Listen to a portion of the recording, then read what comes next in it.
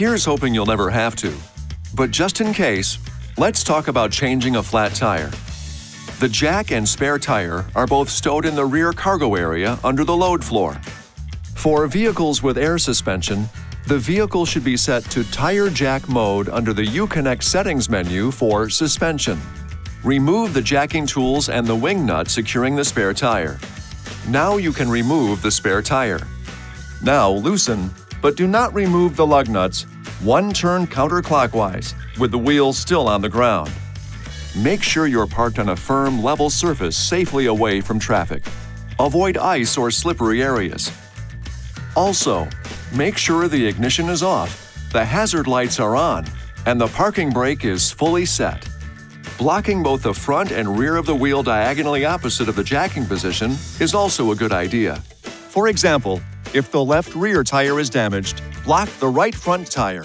Attach the lug wrench to the jack tool with the hook. For the front axle, place the jack on the body flange just behind the front tire, as indicated by the triangular lift point symbol on the sill molding.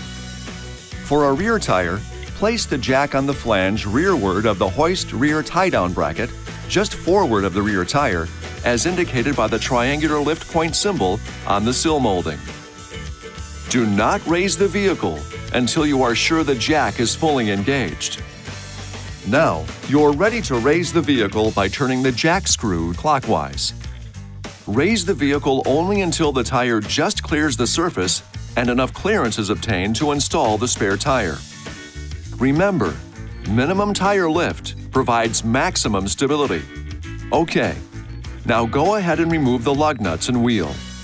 Position the spare tire on the vehicle with the valve stem facing out. The vehicle could be damaged if the spare tire is mounted incorrectly. Reinstall the lug nuts with the cone-shaped end toward the wheel. Lightly tighten the lug nuts clockwise. Now, you can lower the vehicle by turning the jack screw counterclockwise and remove the jack. Once on the ground, you can finish tightening the lug nuts. Alternate lug nuts until each lug nut has been tightened twice.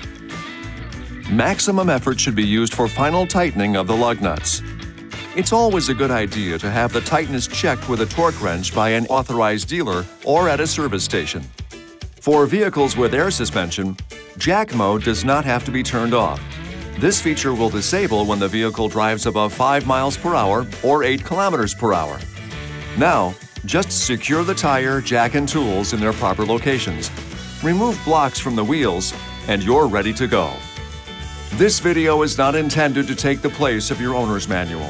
For complete details and other important safety information, please see your owner's information.